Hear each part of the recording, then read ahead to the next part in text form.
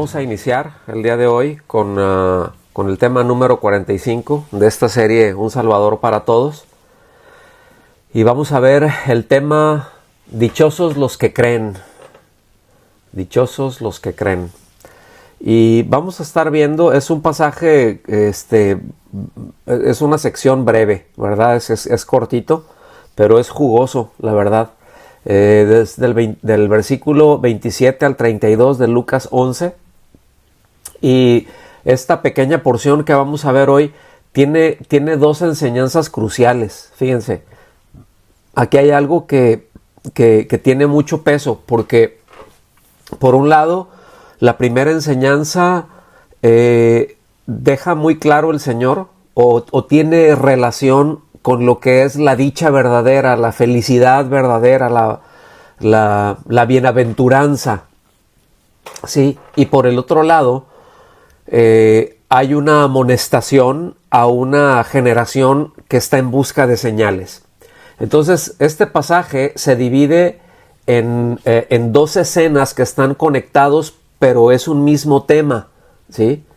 Y que tiene que ver con, por un lado, otra vez, con la respuesta al mensaje de Dios, ¿verdad? Con la responsabilidad que tenemos, ¿verdad? Cuando escuchamos la revelación de Dios, cuando escuchamos el mensaje. Entonces, todo esto viene a formar el paquete que nosotros necesitamos aprender, porque es la enseñanza, es en donde el Señor se centra. Repito, la sección es muy corta, pero es muy, muy jugosa. Entonces, si recordamos un poquito de la semana pasada, vimos que el Señor acababa de expulsar a un demonio, ¿verdad? Y enseñar acerca del reino dividido, y la multitud estaba bien impresionada, y algunos estaban pidiendo señales, y ahí estaba una estira y afloja. Bueno, esa escena continúa, ¿sí? Esa escena sigue ahí, y mientras estaba ese estira y afloje, por ahí sale una mujer que interrumpe la escena, ¿verdad? Que de repente pues hace una exclamación bien, bien fuerte. Así que vamos para allá de una vez, porque cuando el Señor estaba, repito, que estaban en ese estira y afloje, dice el versículo 27 de Lucas 11, lo voy a leer en la Nueva Versión Internacional. Dice: mientras Jesús decía estas cosas, una mujer de entre la multitud, no dice quién era o cómo se llamaba o nada, ¿no? Es sencillamente una mujer, exclamó: dichosa la mujer que te dio a luz y te amamantó. Esta expresión era muy común, representa una forma tradicional de admiración, ¿sí? Que consiste en bendecir a la madre de Jesús por el hecho, pues, biológico de haberle dado a luz. Entonces esto refleja una práctica común dentro de la piedad judía, ¿sí? Dentro de la vida de devoción de los judíos. ¿De qué se trata? De otorgar bendiciones a la madre en reconocimiento al hijo, ¿sí? En este caso, la mujer reconoce la importancia de Jesús, aunque lo hace desde una perspectiva basada únicamente en aspectos humanos y externos. Vamos a tratar de entender un poquito más esto. Cuando le dice esta expresión, ¿verdad? Dichosa la mujer que te dio a luz y te amamantó, está exaltando a Jesús, no está exaltando a María, ¿sí? No me quiero detener ahí, porque este ha sido un punto no quiero decir de discusión, ¿no? Pero sí, por parte de la Iglesia romana, ¿no? O sea, es como que es la exaltación a María. Aquí no se está exaltando a María, aquí se está exaltando al Señor, pero se está utilizando una figura que para ellos era natural, ¿sí? Entonces, fíjense bien, queda hasta ahí. Repito, esto era normal para ellos. Entonces aquí viene la siguiente parte, viene en donde el Señor reenfoca el asunto y dice, no, dichosos más bien, contestó Jesús, los que oyen la palabra de Dios y la obedecen, ¿sí? Entonces Jesús corrige o profundiza la idea de la bienaventuranza. Es decir, no niega la bendición de su madre, sino que la trasciende.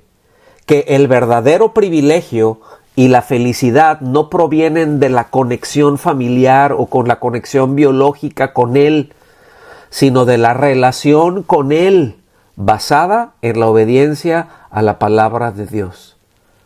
¿Sí?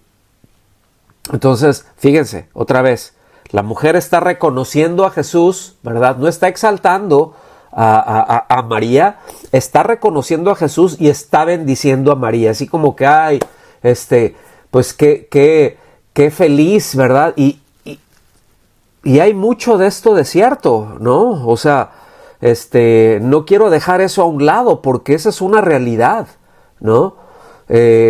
María fue escogida por Dios. Seguramente si María hubiera sido una fornicaria o una muchachita loca, el ángel no habría llegado ahí, Dios no la habría escogido. Era una muchacha, era una jovencita temerosa de Dios. Y sí hay una bienaventuranza, ¿verdad? También a ella se le llama la bienaventurada. Entonces, otra vez, el Señor no está negando esa parte. O sea, aunque, repito, la exaltación es al Señor, ¿sí? Y está bendiciendo a la mamá. El punto es que Él está reorientando el enfoque en que, otra vez, no es el hecho de que, o por el hecho de tener un parentesco con Él, que eso los hacía dichosos, que eso los hacía bienaventurados, sino el hecho de obedecer la palabra de Dios.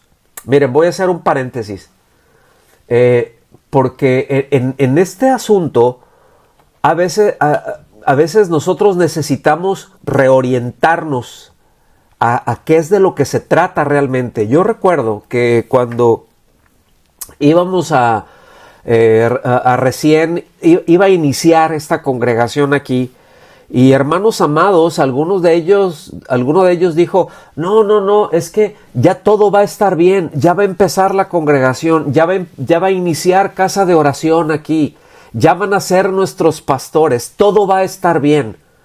Y a mí, yo recuerdo que eso me brincó mucho y yo le dije a esta persona, le dije, no, espérate, no importa quién, o sea, el hecho de que vayamos a iniciar y pues estamos agradecidos, estamos contentos con el Señor, es una honra, etcétera, etcétera. Sin embargo, esto no quiere decir que hemos estado orando porque se abriera una casa de oración aquí en Londres. Entonces, como ya es una realidad, todo va a estar bien. Dije, porque eso no es cierto. Va a estar bien, todo va a estar bien si nosotros le damos las respuestas al Señor que Él nos va pidiendo. Ese es el punto.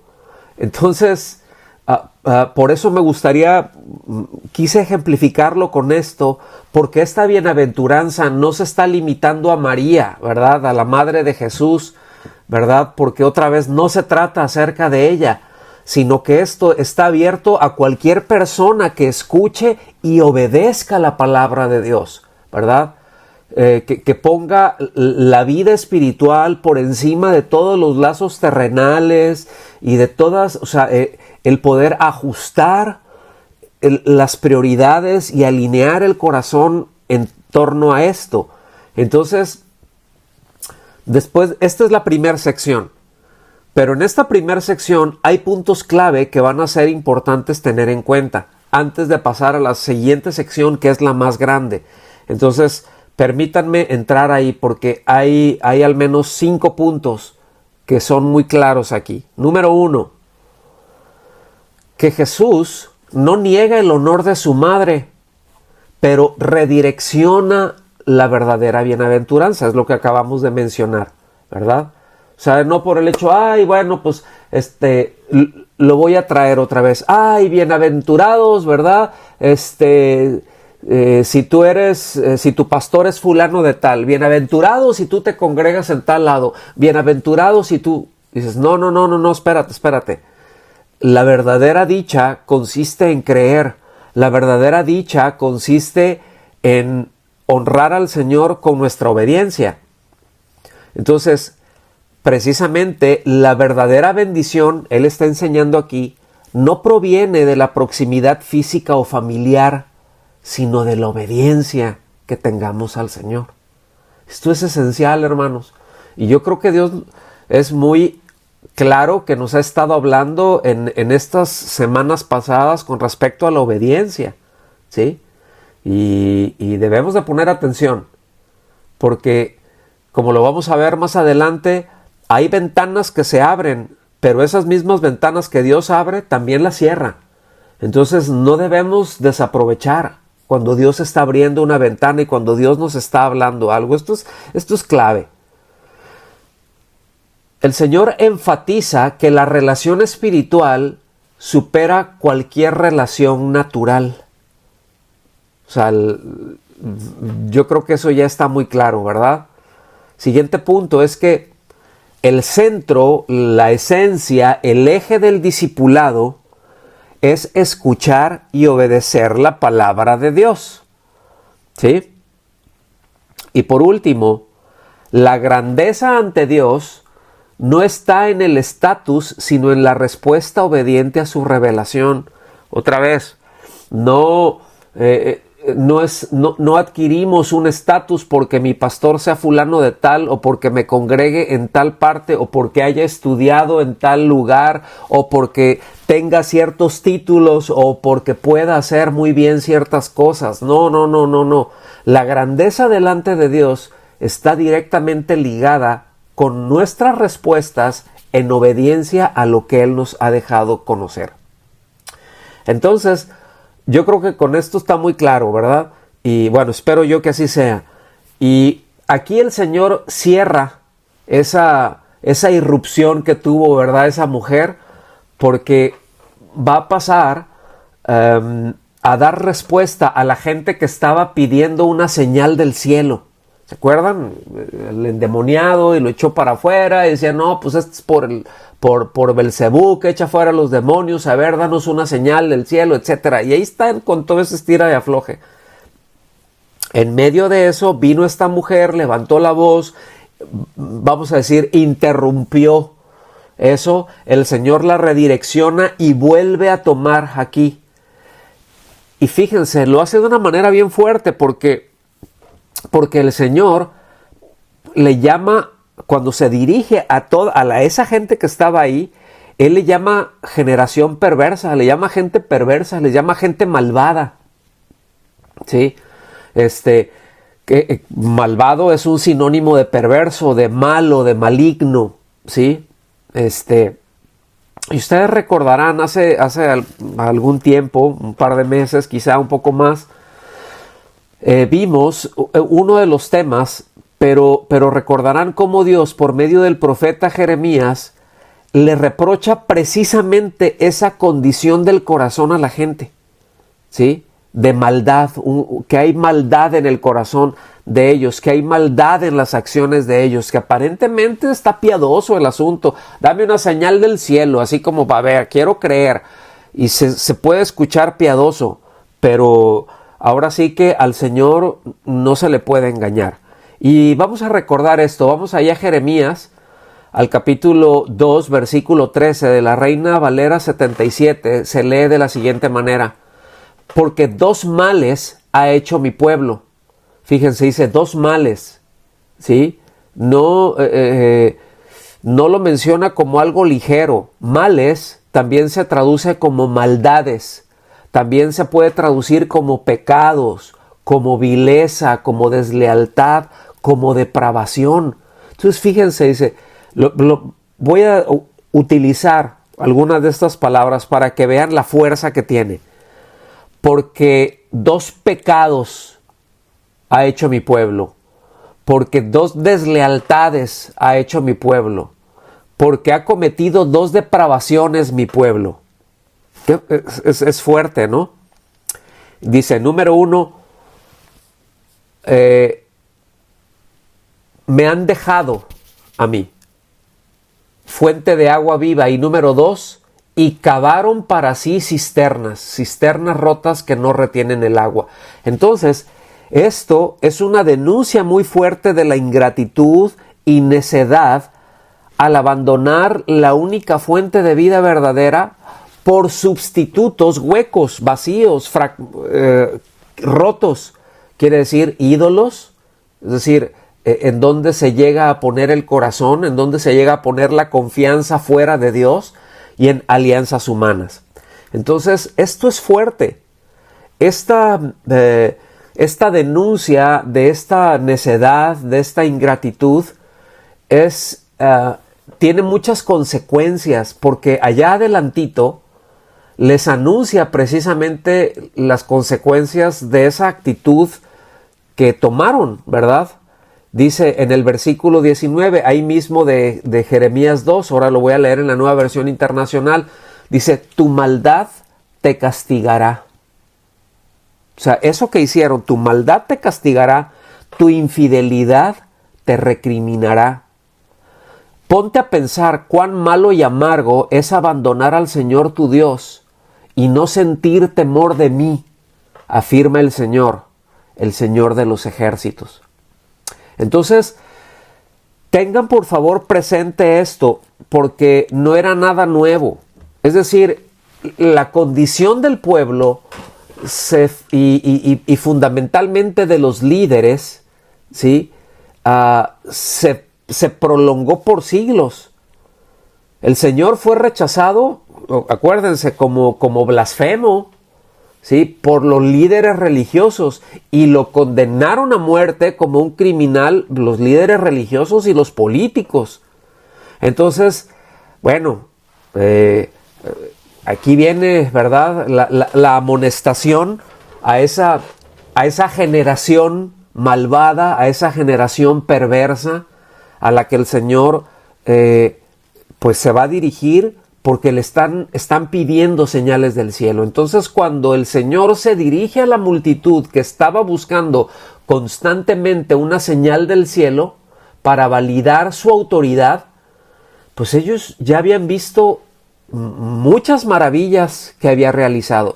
Es decir, no era el único milagro que habían visto que el Señor echó fuera ese demonio. Habían visto cualquier cantidad de casos, ¿sí? Habían testimonios por miles, ¿sí? ¿Está bien? Entonces, por eso el Señor llama a esta multitud una generación malvada, la llama como una generación maligna, la llama generación perversa, y les dice que no se les dará otra señal que la de Jonás. Y ahorita vamos a entrar más para allá, ¿sí?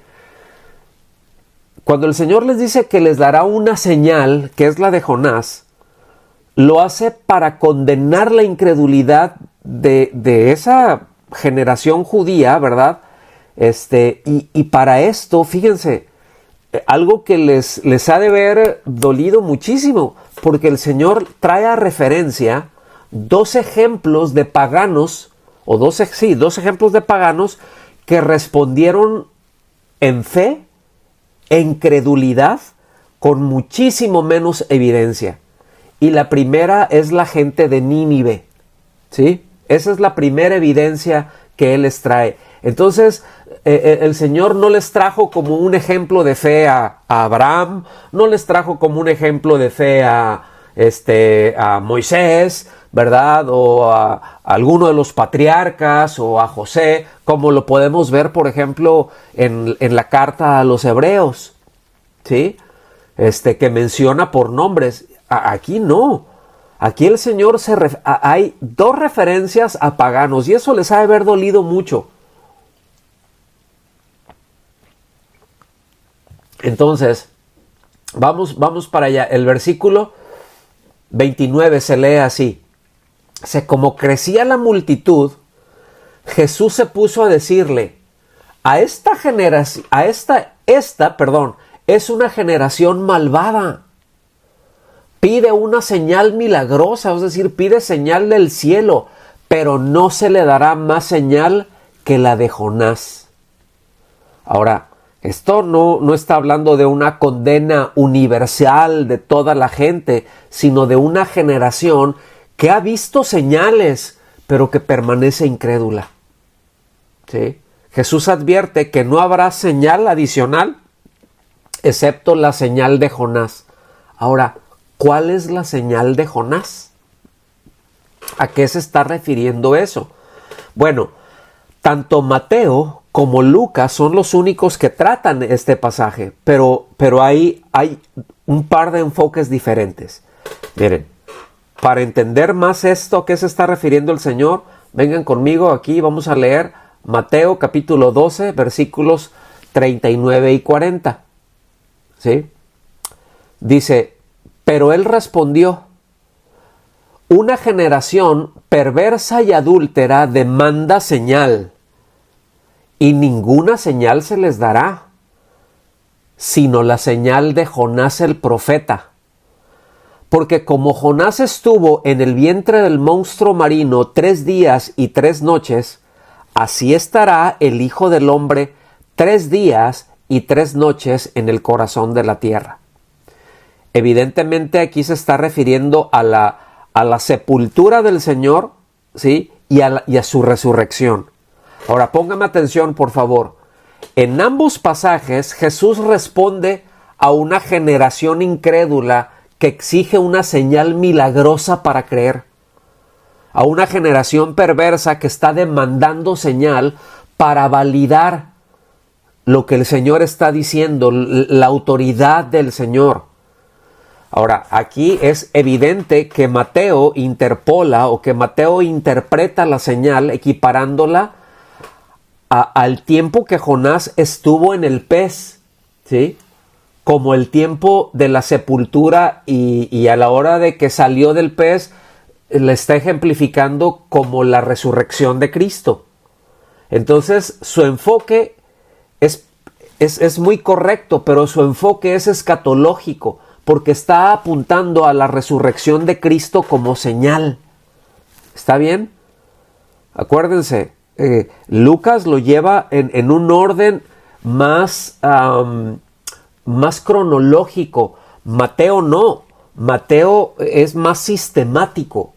Él está hablando por bloques, él está hablando de una manera más sistemática, ¿sí? Entonces, esta referencia, él le da el giro, inspirado por el Espíritu Santo, ¿sí?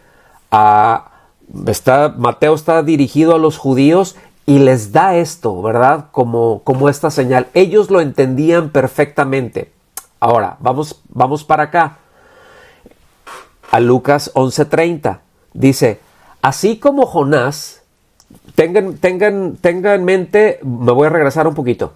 Tenga en mente esto, Mateo 12, 39 y 40, porque ahorita los vamos a armonizar, ¿sí? Otra vez, está equiparando la señal de Jonás con la muerte y la resurrección del Señor. Pero Lucas está yendo más al momento, está dando una respuesta y tiene un enfoque distinto. Así como Jonás fue una señal para los habitantes de Nínive, también lo será el Hijo del Hombre para esta generación. Entonces, fíjense, aquí hay un símil, ¿ok? Así como, él está utilizando un símil, así como Jonás fue una señal. ¿Para quiénes? Para los ninivitas. Bueno, entonces de esa misma manera, el Hijo del Hombre es una señal, dice, para esta generación. Jonás fue una señal para los ninivitas simplemente por su anuncio de juicio, ¿sí? De la misma manera, Jesús mismo y su mensaje son señal suficiente. Entonces aquí no está hablando, aquí el enfoque de Lucas no está yendo a la resurrección, sino al mensaje que Jesús está dando. En otras palabras, está tomando a Jonás y no está tomando en cuenta si estuvo 3 días dentro del estómago, ¿verdad? De ese pez enorme, sino de cuando Jonás llegó a Nínive y anunció el evangelio, que les anunció el juicio, que les anunció que se arrepintieran. Bueno, el Señor está llegando a esta generación anunciándoles el reino, anunciándoles el evangelio, que se arrepientan. Ese es el símil que tiene. Entonces, Lucas, a diferencia de Mateo, no se centra en la referencia de 3 días y 3 noches en el pez, sino en la predicación. ¿Está bien? Estos detalles son finos. Entonces, el énfasis de Lucas no está en la resurrección, sino en el hecho de que Jonás mismo fue una señal para los ninivitas, ¿verdad? Su presencia, su predicación y el llamado que les hizo al arrepentimiento. Por tanto, Jesús mismo, la vida de Jesús, sus enseñanzas y su presencia es la señal que esa generación está rechazando. Fíjense qué tremendo. Danos una señal del cielo. Están rechazando lo que el cielo les está mandando. Yo soy la señal, ¿sí? Y ustedes la están rechazando. Entonces, cuando armonizamos a Mateo y a Lucas, porque no se contradicen, de hecho es una complementación muy poderosa, ¿sí? La resurrección valida la identidad de Jesús, evidentemente, pero para Lucas ya su presencia y su mensaje eran suficientes para llamar al arrepentimiento, ¿sí? Entonces, esa generación que está pidiendo señales no reconoce la señal más grande de todas, a Cristo en persona, al Hijo de Dios caminando entre ellos, como dice Juan, ¿verdad? Habitó, el Verbo se hizo carne, habitó entre nosotros, vimos su gloria como la del unigénito de Dios, ¿sí? Lleno de gracia y de verdad. Entonces, bueno, ya posteriormente está Cristo resucitado y ya muchos le siguieron y le han seguido rechazando. Pero en ese momento Él está vivo y es la persona. Y a esa persona es la que están rechazando. Entonces, el aspecto central en Lucas es el juicio moral y la respuesta al mensaje enfocado en la responsabilidad de quienes escuchan el mensaje del evangelio. Que, en otras palabras, ¿sí? Lucas está diciendo, cada persona que tiene contacto con el evangelio, que se le expone el evangelio, es responsable de dar una respuesta y tiene que asumir la consecuencia. Si abraza el evangelio, si cree en él, será salvo, pero si lo rechaza, vendrá a juicio. Entonces, ahora, fíjense, hasta aquí yo espero que vayamos bien. No sé si ha ido demasiado rápido, pero quisiera avanzar porque aquí hay algo que es muy importante. Porque ahora el Señor va a hacer una segunda referencia para acusar la incredulidad de lo que les están pidiendo una señal, ¿sí? Fíjense, o sea, le piden una señal y lo que el Señor hace es acusarlos de incrédulos y está trayendo, como mencioné hace rato, un par de ejemplos de paganos que con muchísimo menos respondieron positivamente al Evangelio.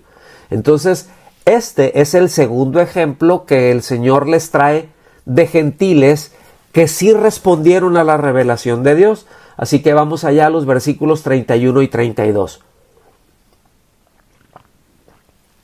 Seguimos leyendo en la Nueva Versión Internacional. Dice, la reina del sur se levantará en el día del juicio. Hasta aquí hago una pausa. Ustedes recordarán, aunque aquí lo menciona, recordarán que es la reina de Saba, ¿sí? Pues viajó kilómetros y kilómetros y kilómetros y cientos de kilómetros de ir desde lo que es África subsahariana hasta Palestina, en este caso hasta Judea, ¿sí? hasta la misma Jerusalén, para ver la grandeza, ¿sí?, de Salomón, cosas que ella había oído, ella fue a verlo. Entonces dice, por eso dice la reina del sur, ¿sí?, se levantará en el día del juicio y condenará a esta generación, porque ella vino desde los confines de la tierra para escuchar la sabiduría de Salomón. Y aquí tienen ustedes a uno más importante que Salomón. O sea, está diciendo yo. Ella vino para escuchar, ella hizo un viaje impresionante y trajo, honró a Salomón, ¿sí? Bueno, dice, hay alguien más grande que Salomón que está delante de ustedes. Entonces, aquí ya no les está gustando esto, pero esto ellos lo ubicaron. Ahora, veamos, las referencias que el Señor está trayendo son 100% bíblicas, ¿sí? Versículo 32, los habitantes de Nínive se levantarán en el juicio contra esta generación y la condenarán, porque ellos se arrepintieron al escuchar la predicación de Jonás. Y aquí tienen ustedes a uno más importante que Jonás.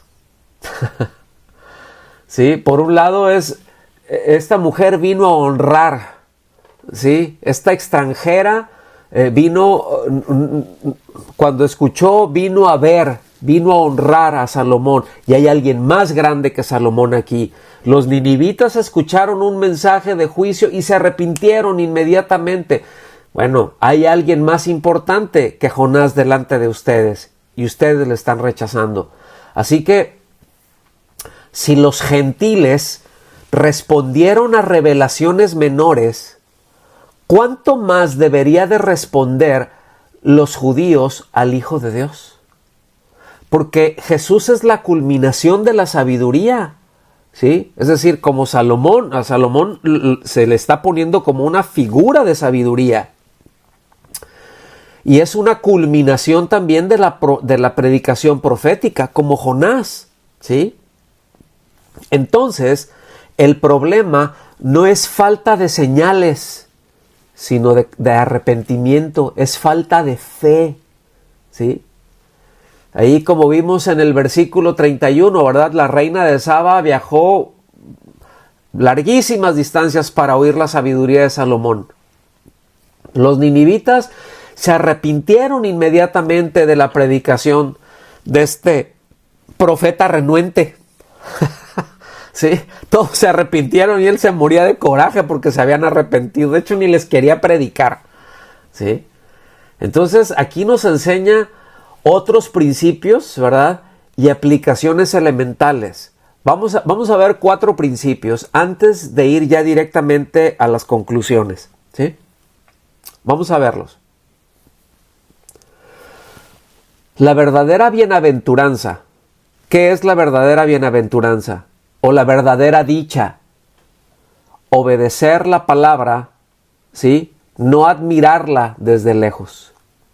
No admirar desde lejos. En otras palabras, escuchar y tener el conocimiento no es suficiente. Dios demanda la obediencia. Yo creo que eso es bien claro. El asunto es de que muchas veces, como que nos quedamos en que con el hecho de saber es suficiente. Y dígame si no, porque muchas veces cuando, por ejemplo, se está tratando algún asunto, ¿verdad? Déjenme ponerme como ejemplo, que alguien llega y me dice, porque metí la pata, ¿verdad? Y eso lo he hecho cualquier cantidad de veces, probablemente más que usted. Entonces, metí la pata y llega alguien cercano a mí, que tiene perfectamente en claro el asunto y me dice, oye Raúl, fíjate que aquí metiste la pata. aquí te equivocaste feo, te fuiste mal, hiciste mal en esto y en esto, y yo puedo decirle, sí, yo ya sé, o sea, sí, ya sé lo que me estás diciendo, ya lo sé, y cierro la puerta, o sea, y digo, sí, ya lo sé, ya sé que hice mal, pero esa actitud de no dar respuesta, ¿la alcanzan a ver? O sea, no es, sí, me arrepiento. O sea, muchas veces sí, ya sé. ¿Se acuerdan ustedes del pasaje del rey Saúl? Cuando se adelantó, ¿verdad? Ofreció sacrificios, no esperó a Samuel, y después ya Samuel, llega y le dice, ¿qué hiciste? ¿Qué locura hiciste, rey? Y le dice, bueno, sí, pequé, pero hónrame delante del pueblo. O sea, sí, ya sé. ¿Sí? Entonces, eso no es suficiente con saber. En otras palabras, a esa generación no es suficiente con que dijeran, pues sí, yo ya sé que va a venir el Mesías, y ahí lo tienen enfrente y lo rechazan. Número 2, como segundo punto, ¿verdad? Como segundo principio y aplicación. Jesús como señal suprema. Entonces, no se necesitan milagros adicionales. Ya el Señor había hecho cualquier cantidad de milagros, ya no eran necesarios más. Aquí hay un problema, la familiaridad puede cegar, como la multitud que vio milagros abundantes, pero no creyó. Y esto puede llegar a ser un problema muy grande para muchos. Yo lo he comentado en otras ocasiones, la familiaridad puede llegar a ser un problema para muchos, ¿sí? Ya lo vemos, estamos nos es tan familiar, nos es tan cotidiano que ya no lo apreciamos, ya no lo vemos, ¿sí? Entonces, toda esta generación vio muchos milagros, pero no creyó, seguían pidiendo señales del cielo. Por otro lado, está la responsabilidad ante la revelación. Es decir, a mayor luz implica una mayor responsabilidad. Si tenemos las cosas más claras, bueno, pues hay una mayor responsabilidad. ¿Cuál es el punto? Cristo basta. Cristo es suficiente. No necesitamos más pruebas extraordinarias para obedecerle. Lo que ya tenemos es suficiente. Y hay gente que necesita yo creo que no es que necesite, es que son excusas que se ponen para no abrazar a Cristo, porque saben que abrazar a Cristo les va a implicar cambios. Y muchas veces el pedir una señal, el querer ver algo más, el querer hacer algo más, el querer tener algo más, muchas veces ya llega incluso hasta a caer en estar tentando al Señor, ¿sí? Y el apóstol Pablo, ¿verdad? Allá a los Corintios les dice, en 2 Corintios, en el capítulo 10, les dice, no tienten al Señor como nuestros antepasados lo hicieron. No hay que tentar al Señor. Cristo es suficiente. Si Él lo dijo, Él está ahí, con eso es suficiente. Y por último, el rechazo como juicio. La incredulidad frente a Cristo traerá condenación al que sea, judío o gentil, sepa mucho o sepa nada, ¿sí? Es necesario responder hoy. La ventana de oportunidad, como para Nínive, es limitada. Cuando nosotros escuchamos una palabra de Dios, miren, déjenme ponerlo así, porque esto va en dos direcciones. Por un lado, va hacia aquellos que se les predica el evangelio y que rechazan a Cristo, ¿sí? Bueno, ahí están en condenación, permanecen en condenación. Pero hay quienes decimos, ok, yo ya puse mi confianza en Cristo, ya soy un creyente, el Señor ya me salvó, gloria a Dios. Sí, pero la obediencia debe de seguir. Y de hecho la obediencia debe de ser una evidencia, lo es, de haber creído. Pero luego el Señor demanda cosas y se termina rechazando a Cristo. Entonces, si bien es cierto que en este segundo caso no viene a condenación, pero el Señor tratará con esa persona y traerá juicio sobre esa persona cuando sistemáticamente le está rechazando. Eso es parte de la disciplina del Señor, y hay muchas veces que no lo alcanzamos a ver, y en días pasados Rocío y yo estábamos hablando de eso, y de repente son cosas con las que uno tiembla, porque a veces, uno mismo ha caído en eso, en que Dios nos está hablando, Dios nos está indicando, Dios nos está hablando bonito y nos sube la voz, y persistimos en nuestra falta, persistimos en esa necedad. Muy bien, la Biblia nos enseña que por un lado, a veces Dios trata con esa persona, pero a veces le quita la vida, a veces se la lleva. Y vemos casos en la Biblia.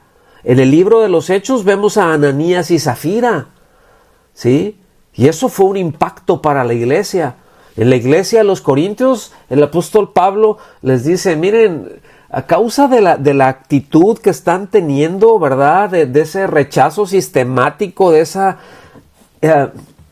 indignidad delante del Señor, dice, muchos están enfermos, muchos están heridos, muchos están ahí tendidos en cama, dice, otros ya duermen.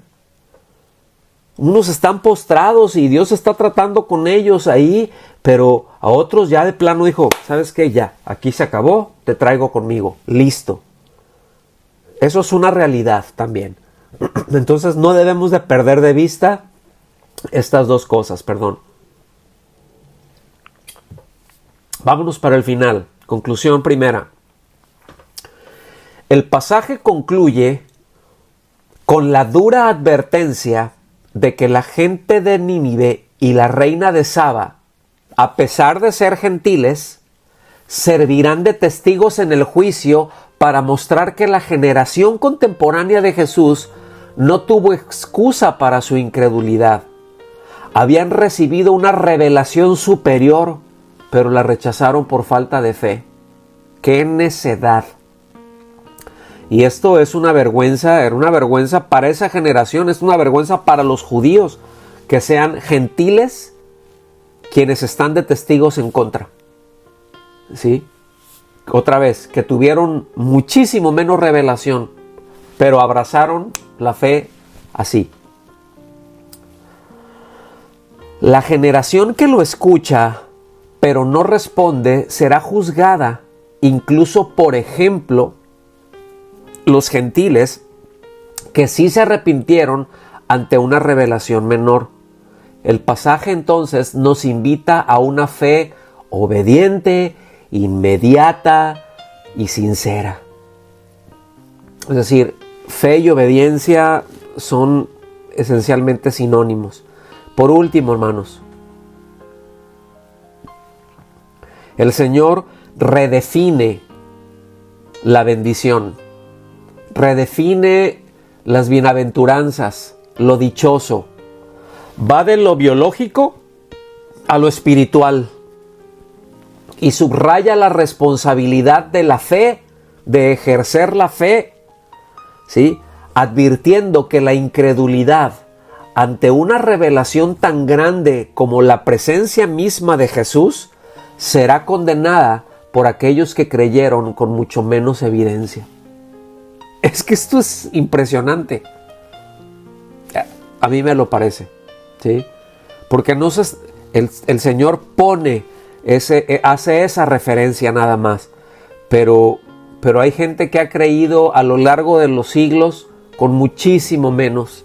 Se les predicó y abrazaron. Hubo un corazón sensible a eso. ¿Está bien? Entonces, pues vamos a orar, hermanos, y que el Señor nos ayude. Señor, te damos gracias por tu palabra. Te damos gracias por tus enseñanzas, pero también por tus advertencias. Te rogamos que nos ayudes a abrir los ojos nuestra realidad y que lo tomemos y que podamos abrazar esto en primer lugar hacia nosotros, de estar atentos en primer lugar hacia lo que tú nos dices para dar respuesta rápida, para obedecer rápido, para descansar, para confiar en ti, para mostrar esa fe, esa fidelidad mediante la obediencia, Señor. Que nunca tomemos la postura de que esa generación tomó y por un lado señalar a otros, manifestar incredulidad.